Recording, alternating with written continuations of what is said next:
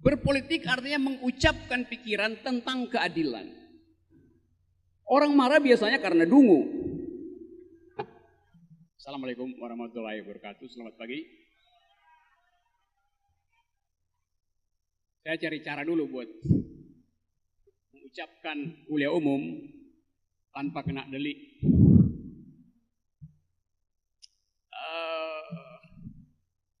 Saya senang diterima di sini karena setiap kali saya berhadapan dengan suasana kampus selalu ada harapan tentang masa depan.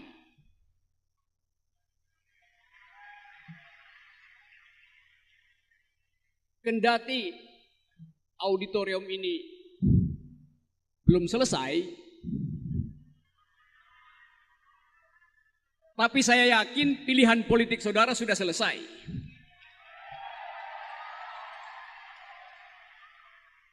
Kalau belum selesai pilihan politik pasti saya nggak diundang di sini. Tapi yang lebih penting adalah mengingat mengapa kampus ini mengambil nama seorang tokoh di masa lalu yang kita kenal bersama di dalam sejarah bangsa ini, yaitu Sultan Agung. Pasti ada yang agung di dalam sejarah beliau. Hari ini ada seorang yang ingin jadi sultan, tapi kelakuannya kurang agung karena banyak bohong gitu.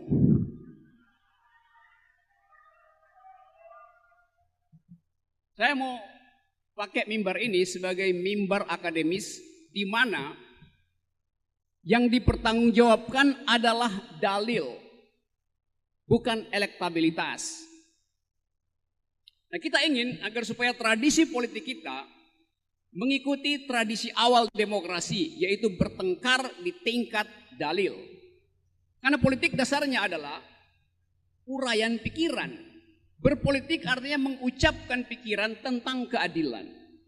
Itu soal penting bagi kita hari-hari ini. Nah, saya kagum tadi bahwa universitas ini tadinya universitas kecil, tidak dikenal. Tetapi kemudian diberi landasan infrastruktur ide oleh Pak Laude sebagai rektor awal, sehingga ada legasi hari ini, yaitu kita diberi metodologi. Kampus hanya tumbuh bila ada metodologi. Dan saya kagum bahwa ternyata kampus ini mendahului kurikulum nasional, mampu mendigitalisasi seluruh fasilitasnya. Jadi ini kampus milenial dari satu dekade yang lalu. Pemerintah baru mulai bicara tentang industri 4.0. Kampus ini telah mulai. 4-nya udah dimulai oleh kampus ini, 0-nya ada pada pemerintah saat ini. Karena di dalam era hari ini kita hanya bertempur dengan kekuatan ide, dengan kekuatan pikiran.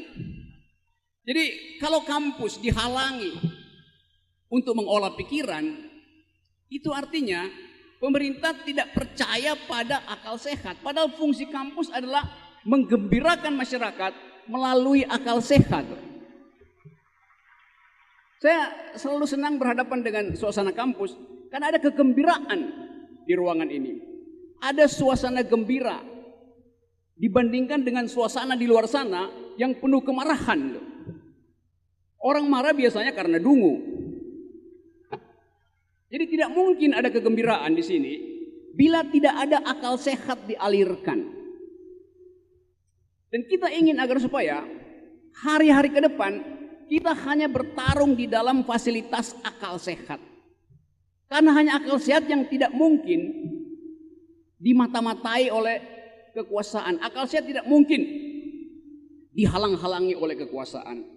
Jadi kalau teman-teman Bawaslu di sini, saya kira benar, Bawaslu itu tugasnya adalah memperhatikan siapa berakal sehat, siapa berakal bulus. Itu sebetulnya tugas Bawaslu itu. Bukan mengawasi jari. Saya ingin uraikan ini lebih dahulu karena ini kebetulan forum akademis tentang fungsi dari Bawaslu secara akademis. Bukan mengajari, tetapi apa tugas etis dari Bawaslu. Saya menyebutnya tugas etis sebab saya terlibat di dalam diskusi awal ketika KPU dirancang di awal reformasi. Ketika Bawaslu didirikan, ketika seluruh perlengkapan teknis pemilu dibicarakan. Kami dari kampus pada waktu itu bersama civil society, Pak Laude termasuk di situ, berupaya untuk menghasilkan pemilu yang argumentatif. Berupaya menghasilkan sistem pemilihan presiden yang fungsi etisnya melampaui fungsi teknisnya. Karena itu kalau kita baca perdebatan di awal reformasi tentang lembaga-lembaga pemilu, yang menonjol di sana adalah keinginan untuk menjadikan KPU, Junto Bawaslu sebagai tempat pendidikan politik. Jadi sifat etika politik mendahului sifat teknika politik. Artinya kesibukan KPU seharusnya ada pada dimensi etis mendahului dimensi teknis. Itu mengajarkan pendidikan politik. Kemana? Ke semua institusi. Supaya kita masuk di dalam kompetisi politik yang benar-benar bermutu. Di mana kita hanya bertanding dengan argumen, bukan dengan sentimen. Jadi itu tugas awal dari upaya kita untuk mereformasi sistem pemilu kita di awal. Nah, saya menerangkan ini kemana-mana. Saya udah mengajar di semua tempat, di banyak universitas. Ada teman-teman polisi, saya mengajar juga di Sespimti Polri. Kalau Anda mau jadi perwira, pasti ikut kelas saya dulu di Lembang tuh. Saya mengajar di Sesko TNI Angkatan Darat di Bandung. Jadi saya mengenal suasana kampus, entah itu kampus Polri, kampus TNI, kampus Sultan Agung, semuanya hanya diikat oleh argumentasi, kebiasaan berargumen. Nah, politik dasarnya adalah transaksi argumen. Jadi mereka yang gugup dengan argumen tidak punya hak untuk berpolitik sebetulnya tuh. Itu dasar pikirannya tuh. Nah, kampus adalah jembatan untuk menghubungkan antara sejarah satu bangsa di belakang dan masa depannya. Kampus adalah fasilitas untuk menghadirkan harapan dengan menghitung kenangan di belakang. Jadi kampus tempat kita mengolah visi karena kita punya memori dan punya hope. Jadi saudara-saudara, staf akademika di sini, kaum milenials, para mahasiswa, saudara-saudara adalah dapur untuk mengolah harapan politik bangsa. Karena itu saya selalu dorong agar supaya politik dibicarakan di kampus. Bukan dalam bentuk kampanye, tapi dalam bentuk argumentasi. Karena proposal politik seorang caleg, calon gubernur, calon kepala daerah, apalagi calon presiden, proposalnya harus diuji di tempat di mana tersedia pikiran kritis, yaitu kampus. Kita nggak bisa menguji proposal politik presiden di atas panggung dangdut, karena nggak ada fasilitas di situ.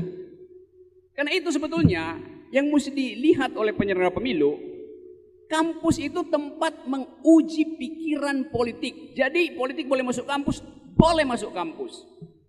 Apa artinya? Artinya harus dimungkinkan terjadi pertukaran argumentasi di kampus. Kampanye nggak boleh. Kenapa nggak boleh? Karena kampanye itu satu arah. Itu bedanya tuh. Nah sekarang ada kekeliruan. Dia akan masuk kampus, nanti kampanye. Saya nggak pernah kampanye di kampus. Kalau kampanye di kampus, saya nggak akan minta dipertanggungjawabkan. Saya akan minta tanya jawab. Saya nggak akan minta dibantah. Karena kampanye artinya tidak membantah. Kampus adalah tempat orang berbantah-bantahan itu. Dan itu sehat bagi demokrasi itu. Jadi mengapa menghalangi pikiran masuk kampus? Semua presiden Amerika, debat pertama, deklarasi pertama datang ke kampus. Dia ucapkan visi dan misinya, dan Civitas Akademika menguji bahasa pikiran dia, termasuk bahasa tubuhnya tuh. Karena mereka tahu bahwa kejujuran mengevaluasi hanya ada pada kampus. Kalau kampus setuju dengan pikirannya dikasih tepuk tangan, kalau nggak setuju dicaci maki. Ini terbalik-balik. Pikiran yang keliru, penuh kebohongan, ditepuk tangan. Karena nggak pernah diuji, tidak pernah diskrutinisasi di kampus.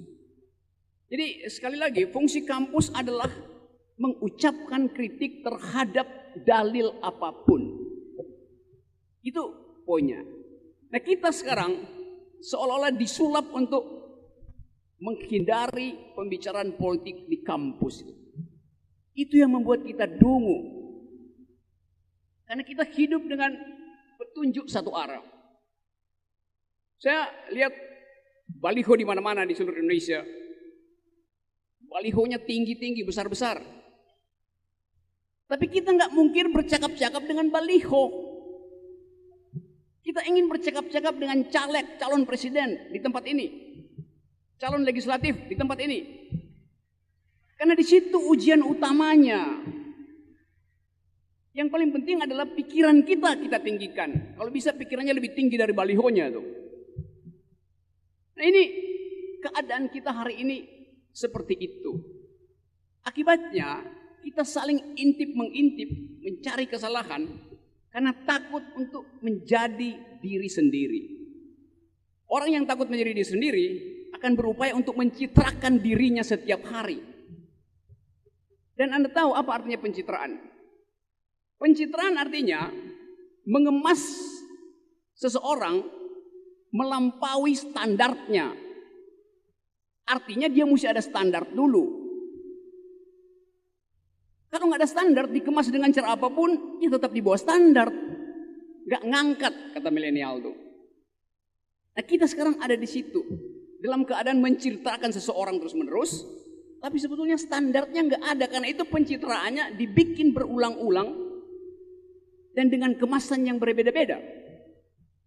Itu keajaiban politik Indonesia. Nah, kita hendak menghentikan cara semacam itu supaya kita bisa pergi pada harapan milenial. Coba kita lihat sekarang apa yang terjadi di kampus-kampus dunia. Kalau Anda ada di Amerika, di beberapa kampus di Amerika, Anda mendaftar di universitas, Anda akan dijemput oleh rektornya di stasiun kereta, terus si rektor akan bawa Anda ke asrama, kamar Anda sendiri. Sambil dia mengatakan, besok pagi datang ke kantor saya, kata rektor, dan bawa kurikulum yang ingin Anda pelajari di kampus saya. Mahasiswa disuruh tulis kurikulumnya sendiri. Ada mahasiswa yang hanya ingin belajar 4 tahun, 8 semester, dan hanya ingin belajar 3 mata kuliah. Silahkan. Mungkin dia cuma ingin belajar tentang lingkungan hidup, teori mutakhir ilmu hukum, statistik dasar. Jadi dia dibebaskan untuk menulis sendiri kurikulumnya. Karena ada kepercayaan bahwa ilmu yang lain bisa dibaca di YouTube, bisa dipelajari secara online. Karena itu ada proyeksi bahwa Ivy League University di Amerika, sekolah-sekolah bergengsi di Amerika dalam 15 tahun ke depan, separuh akan tutup. Karena tidak efisien, mahal, orang bisa belajar sendiri itu. Itu mengajarkan kemandirian bagi kita, bagi generasi baru. Orang nggak bicara lagi, do you speak English, do you speak French. Kalau Anda bertemu di seminar internasional, orang bertanya, do you speak environmental ethics? Do you speak e-books? Do you speak gender equality? Itu adalah tata bahasa baru di kita hari ini. Dan itu adalah tantangan generasi milenial ke depan. Anda bayangkan misalnya 10 tahun ke depan, yang hadir di sini separuh adalah robot. Karena hidup kita di era depan pasti akan bergaul dengan jenis makhluk baru. Karena perkembangan ilmu robotics yang setiap 8 jam ada temuan baru dalam ilmu robotics. Hal yang biasa. Satu waktu saya cerita ulang beberapa hal yang supaya kita punya sensasi tentang kehidupan ke depan. Di Inggris beberapa bulan lalu, Parlemen Inggris mengundang seorang robot untuk ditanya Bagaimana pendapat kalangan robot dengan nasib manusia 10 tahun ke depan? Pemerintah Inggris khawatir bahwa 10 tahun ke depan akan ada robot mencalonkan diri sebagai anggota parlemen. Karena pertumbuhan teknologi robotics. Di Jepang beberapa hotel tidak lagi dilayani oleh resepsionis, oleh robot aja. Restoran pada robot, masuk hotel robot semua. Jadi ada kekhawatiran umat manusia bahwa hidupnya akan diatur oleh robot. Karena itu anggota parlemen bertanya, Mas robot, kira-kira nasib kami 10 tahun ke depan seperti apa? Mereka berpikir robot akan bilang, kalian akan punah 10 tahun ke depan. Karena teknologi berubah setiap 8 jam dengan kecepatan maksimal. Tapi apa kata si robot? Robotnya bilang begini, kami bangsa robot justru khawatir akan punah bila kami tidak memiliki kemampuan membagi keadilan seperti layaknya manusia. Bila kami tidak punya dimensi etis dan estetis seperti manusia. Jadi robot paham bahwa mereka justru akan punah bila tidak mampu memiliki dimensi batiniah manusia. Jadi manusia takut bahwa otaknya akan diambil alih oleh robot karena kemampuan komputasi dari robot. Robot khawatir bahwa kalau mereka tidak punya hati, mereka akan punah gitu. Jadi si robot mengerti bahwa politik adalah distribusi hati. Politik adalah distribusi rasa, bukan kalkulasi statistik. Jadi Anda bayangkan, robot bisa menjawab dengan cerdas. Itu beda robot dengan boneka.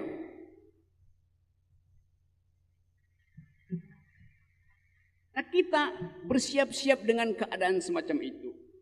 Sekedar untuk memperlihatkan bahwa tidak ada yang pernah membayangkan bahwa universitas ini akan dikelola secara digital. Artinya, hidup kita sebetulnya separuh tergantung pada keadaan teknologis. Kalau saudara-saudara, mahasiswa atau emak-emak datang ke seminar hari ini, ke kuliah umum ini, tanpa membawa handphone ketinggalan di rumah, maka hidupnya akan cemas sampai makan siang nanti. Karena dia gelisah. Dia nggak bawa alat komputer yang paling mikro, yaitu handphone. Artinya separuh dari hidupnya tertinggal di rumah. Kita sudah hidup separuh robotics. Handphonenya juga begitu. Dia gelisah karena nggak ada jari yang menjat dia selama 2 jam. Handphone juga berpikir, mengapa jari emak-emak itu tidak lagi memenjat saya untuk mengirim pesan tentang harga telur pada grup mama yang lain. Jadi simbiosis itu sudah terjadi. Kita tergantung pada teknologi, teknologi juga tergantung pada kita. Bahkan si handphone itu sudah hafal kebiasaan mak-mak pagi-pagi, yaitu mengirim meme tentang seseorang yang selalu berbohong. Itu terjadi di dalam komunitas WA mak-mak group. Si handphone itu sudah terbiasa kalau ada yang mencet udang, diketik udang, keluarnya wajah seseorang. Itu namanya algoritma. Handphone menghafal kebiasaan si pengguna. Dan kita sebetulnya begitu bangun sudah berada dalam situasi teknologis, situasi digital. Itu keadaan kita hari ini, apalagi mahasiswa. Kalau mahasiswa ketinggalan handphone, dia gelisah, bukan karena dia nggak bisa lagi akses email tugas dia justru takut kalau pacarnya datang ke tempat kosnya dan kelihatan bahwa ternyata ada WA lain masuk ke handphone si mahasiswa. Jadi saudara-saudara, dunia di depan berubah dengan kecepatan digital. Dan sangat bagus bahwa universitas ini mendahului, mengantisipasi itu. Nah, kemampuan antisipasi ini yang kita perlukan sebetulnya. Jadi antisipasi terhadap ilmu pengetahuan didasarkan pada kalkulasi hari ini. Antisipasi pada ilmu pengetahuan didasarkan pada kalkulasi hari ini. Sekarang pemerintah mengantisipasi industri 4.0 10 tahun ke depan. Lalu kalkulasi hari ini apa? Kalau kita ingin bertanding di tingkat global dengan masuk di dalam persaingan 4.0, artinya perlengkapan akal sehat, kecukupan IQ kita harus dari sekarang diperhatikan. Faktanya, setiap anak yang lahir hari ini sudah dibebani 30 juta utang negara. Bayangkan dengan anak-anak yang lahir di Timur Tengah, setiap satu kelahiran anak, negara memberi 200 juta sebagai persiapan digitalisasi pengetahuannya. Negara memberi 200 juta rupiah pada setiap bayi yang lahir. Tapi itu di Timur Tengah. Di sini bayi yang lahir dibebani 30 juta. Kan negara terus berutang. Setiap kita berpikir tentang industri 4.0, kita berpikir akan ada persaingan antara anak muda 10 tahun ke depan. Anak muda hari ini, menurut data Bank Dunia, mereka yang berusia 15 sampai 27 tahun adalah penganggur terbesar di Republik ini. Jadi mau kompetisi dengan cara apa? Tapi karena kepanikan pemerintah, dipakai segala macam cara untuk menimbulkan optimisme palsu melalui yang disebut kartu prakerja. Dan itu adalah penipuan luar biasa. Karena dari mana sumber uangnya untuk menggaji guru PAUD aja nggak bisa, 300 ribu per hari, per bulan nggak bisa. Tapi demi ambisi diucapkanlah janji palsu. Dan itu yang membahayakan akal sehat kita. Karena kita diguyur dengan harapan palsu. Itu bahaya dari mereka yang tidak mampu melihat dunia dalam satu tarikan nafas visioner. Jadi saya memberi kritik itu terus menerus. Kalau dikatakan misalnya nanti mahasiswa akan diberi kemewahan kartu pinter sampai tingkat sarjana, itu juga kalkulasi dari mana? Karena mayoritas universitas kita adalah universitas swasta, bukan universitas negeri. Orang mengatur masa depannya dengan berinvestasi di bidang pendidikan.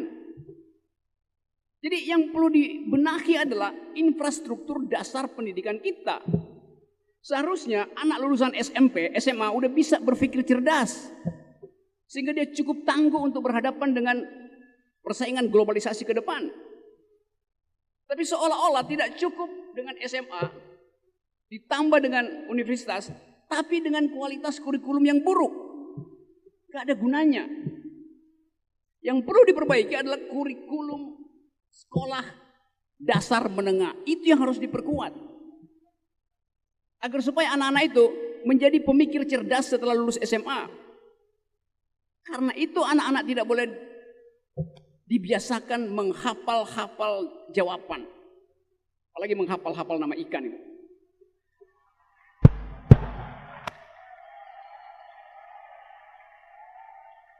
Jadi kita ada di situ di dalam upaya untuk betul-betul mencerdaskan kehidupan bangsa. Nah, kalau misalnya ada pikiran bahwa masa depan akan ditentukan oleh presiden berikutnya, maka pertaruhannya adalah presiden berikutnya adalah presiden yang harus punya visi jauh ke depan itu, yang mampu membaca potensi konflik global di Asia Pasifik, di Laut Cina Selatan, yang mampu untuk menganalisis apa akibat nanti bila rasisme berkembang di seluruh dunia. Jadi kita menghendaki Indonesia yang tumbuh dengan mutu pikiran. Itu pentingnya kita membangun jalan pikiran, bukan jalan tol.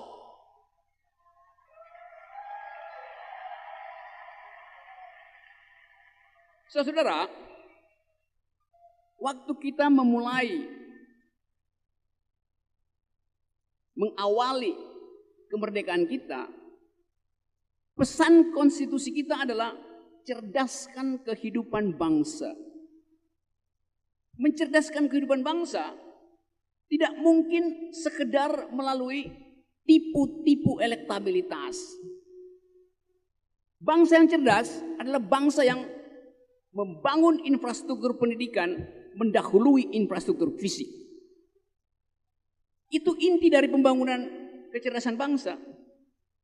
Karena selama kita punya ada legasi di dalam kurikulum, kita tidak takut kehilangan masa depan. Kita belajar dari Jepang misalnya.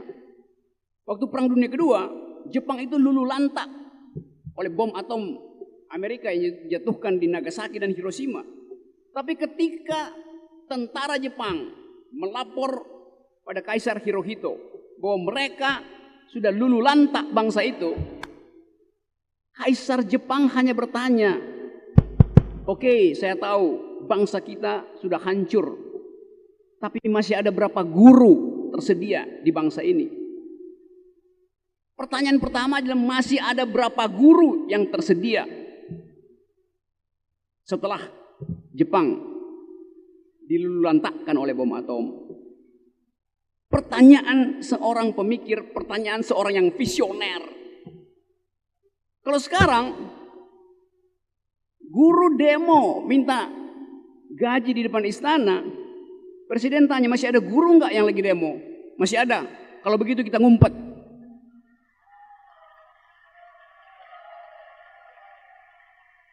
Jadi visinya terbatas pada soal infrastruktur fisik, bukan pada infrastruktur pedagogi. Saya kasih kritik itu supaya kita berpikir ulang tentang desain awal negeri ini. Jadi Anda lihat bahwa di dalam kehidupan macam-macam kita nggak punya pegangan apa sebetulnya yang sedang terjadi dalam republik ini. Pak Fuad, Pak Wasir tadi menerangkan tentang paradoks-paradoks dalam kebijakan ekonomi. Di bidang hukum juga hal yang sama berlangsung. Ini Fakultas Hukum. Klaim pemerintah adalah bahwa hukum ditegakkan. Oh ya, benar. Kita melihat ada penegakan hukum di mana-mana. Tetapi data luar negeri mengatakan indeks demokrasi Indonesia turun. Lalu bagaimana kita terangkan? Ada penegakan hukum, tapi indeks demokrasi turun.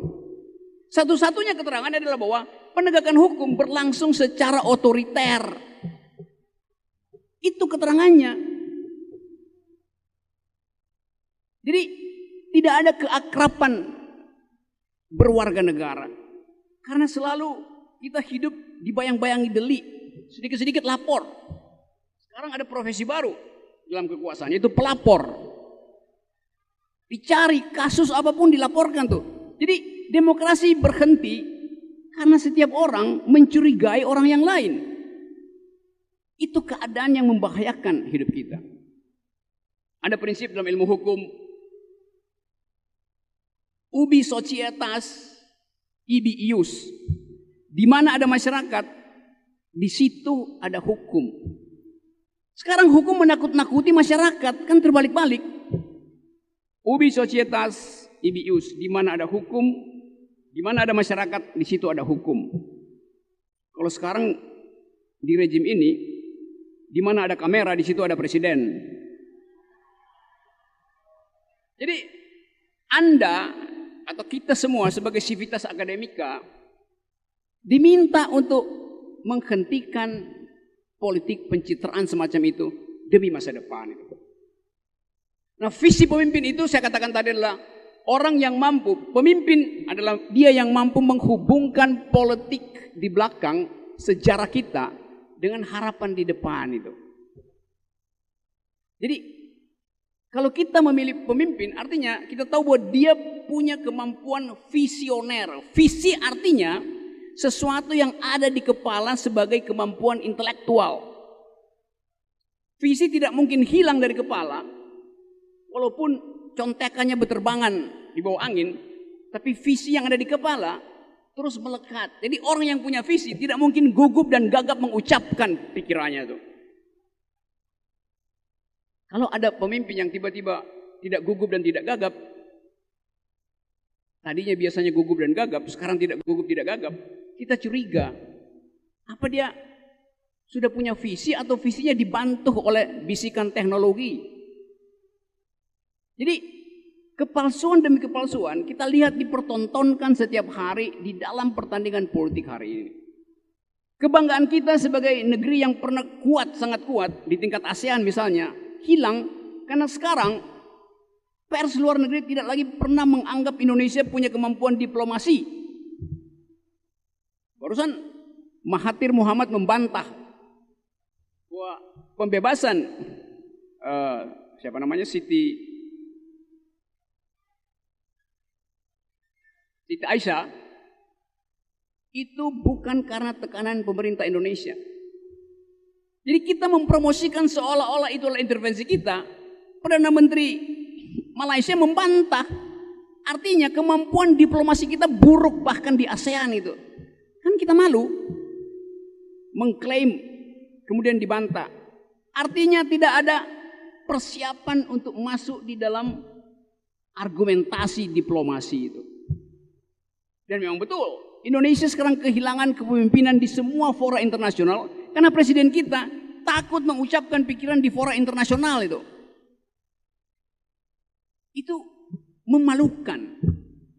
Karena visi Indonesia harus dikenal minimal di tingkat ASEAN, lalu ke Asia Tenggara, lalu ke Asia Pasifik, lalu ke dunia. Sekarang orang nggak kenal visi Indonesia apa tuh. Karena presiden gugup dan gagap untuk mengucapkan pikiran di fora internasional. Jadi saudara-saudara, tugas universitas adalah mengambil alih kegagalan pemerintah di dalam memamerkan kemampuan berpikir bangsa ini. Dan itu tidak boleh dihalang-halangi oleh kekuatan manapun. Kita masuk di dalam satu suasana baru, yaitu bertengkar tentang statistik. Statistik itu adalah bagian dari upaya untuk pencitraan. Sebetulnya kalau dia diucapkan berkali-kali oleh pemerintah, itu artinya ada kebohongan yang hendak dimanipulasi lewat statistik. Kalau dikatakan bahwa misalnya infrastruktur Jawa, jalan tolnya udah tersedia, oleh karena itu ekonomi akan bertumbuh karena ada tulang punggung baru dari Jakarta sampai Semarang. Tetapi sisi baliknya mesti kita lihat. Dibukanya jalan tol menyebabkan jalan-jalan ke pantai utara itu tutup. Jadi ada beban ekonomi lain. Karena itu tugas kampus adalah membalancing statistik pemerintah. Berapa banyak warteg yang tutup di Tegal, berapa banyak toko batik yang tutup di Pekalongan, berapa banyak kios ikan asin yang tutup di Brebes, karena jalan tol tidak lagi mampir ke toko-toko itu.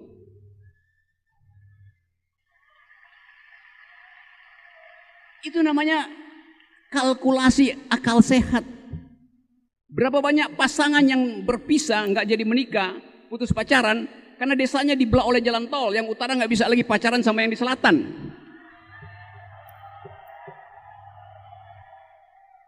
Majelis taklim di desa utara diputus oleh jalan tol, sehingga nggak bisa ketemu lagi seminggu sekali, tinggal tunggu lebaran ketemunya. Jadi ada ongkos kultural dan ongkos sosial akibat dari pilihan kebijakan infrastruktur yang tidak punya analisis dampak kultural, dampak sosial. Nggak mau konsultasi dengan Unisula pemerintahnya itu. Jadi kita ada di situ dalam kekonyolan kebijakan. Dan kita nggak ingin ulangi itu. Nah, saudara-saudara sekalian, di tingkat dunia kita mengalami kecemasan tentang kebinekaan. Perdana Menteri pemimpin Partai Buruh Inggris, Jeremy Corbyn, beberapa minggu lalu mulai mengkampanyekan politik antisemitisme. Artinya ada rasisme baru muncul justru di Inggris. Di Eropa benua soal politik fasistis sudah lebih dahulu hadir. Di Amerika Donald Trump telah berusaha untuk menghalangi imigran Meksiko masuk ke Amerika atas dasar rasistis. Suasana itu bisa berkembang di sini karena limpahan tenaga kerja asing yang tidak bisa dijelaskan oleh pemerintah. Dan itu adalah kesalahan pemerintah karena pemerintah berbohong terhadap data tenaga kerja asing. Bayangkan misalnya menjelang pemilu ada social unrest dengan simbol-simbol rasistis masuk di dalam politik kita tuh. Dan kita tidak dipersiapkan dengan akal sehat untuk menganalisa keadaan gitu. Saya mencemaskan itu. Karena keadaan hari ini adalah pertarungan sinisme, pertarungan intip mengintip kesalahan itu. Dan pemerintah menikmati itu. Kita tidak dibiasakan untuk merayakan perbedaan, karena justru Pancasila dipakai untuk membatasi siapa musuh, siapa lawan negara tuh. Jadi keakraban itu yang hilang dari pergaulan kewarganegaraan bangsa ini. Nah, saya ingin agar supaya kampus memikirkan ini, karena ada sangat mungkin terjadi konflik horizontal yang sangat mungkin juga disulut oleh mereka yang sekarang merasa sudah kalah itu. Karena bagi politik hari ini soalnya adalah to be or not to be bagi petahana. Kalau kalah itu artinya satu gerbong kepentingan bisnis kapital juga lenyap. Jadi dari awal kita harus menyiapkan dua energi. Energi untuk memenangkan perubahan dan energi untuk merawat kembali kebinekaan itu. Saya percaya bahwa akal sehat di ruangan ini mampu untuk menarik diri dan mengambil jarak dari umpan-umpan primordial yang sekarang gencar diajukan dalam upaya untuk mengacaukan keadaan.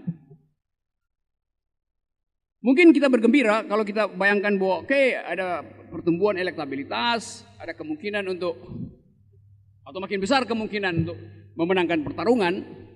Tetapi setelah itu kita harus pikirkan, bila terjadi social unrest, bila terjadi keresahan sosial, siapa yang akan tampil jadi semacam penengah sementara? Dulu ada tradisi kita percaya pada universitas, sehingga beberapa rektor bikin forum rektor untuk bersiap-siap dengan keadaan, tampil sebagai mediator keberagaman publik. Sekarang kita nggak tahu forum semacam itu ada apa enggak. Karena semua rektor,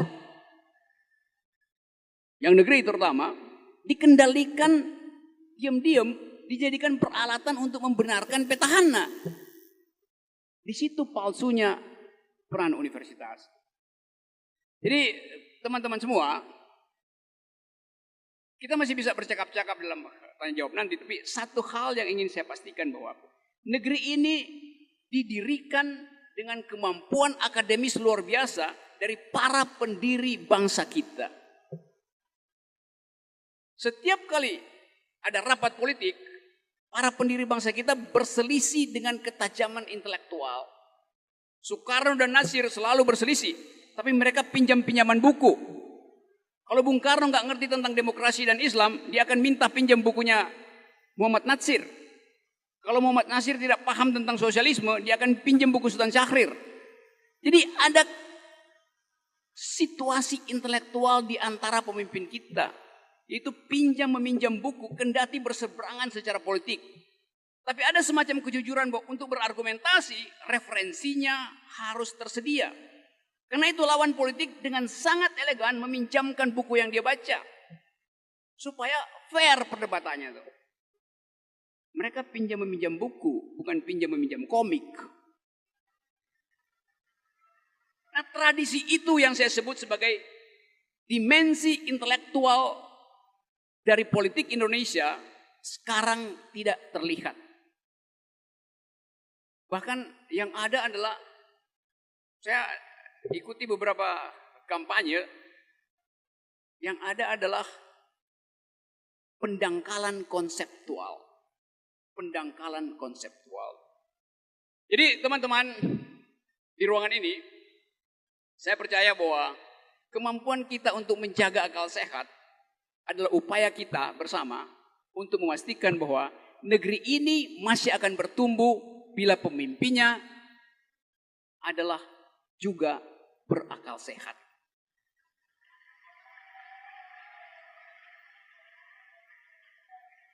Nah, pemimpin yang berakal sehat, dia pasti otentik. Dia tidak dicitrakan bolak-balik. Dia tidak dibungkus dengan segala macam busana, ganti-ganti busana, ganti-ganti gaya setiap kesempatan ganti-ganti gaya. Yang terakhir, kita biasakan bahwa kritik itu melekat di dalam tradisi universitas. Di dalam ruang kelas, di dalam menulis disertasi, isinya adalah kritik. Skripsi yang baik adalah skripsi yang mengkritik skripsi sebelumnya. Tesis yang baik adalah tesis yang mengkritik tesis sebelumnya. Disertasi yang baik adalah disertasi yang mengkritik disertasi sebelumnya. Karena itu, kekuasaan tidak mungkin lolos dari kritik universitas.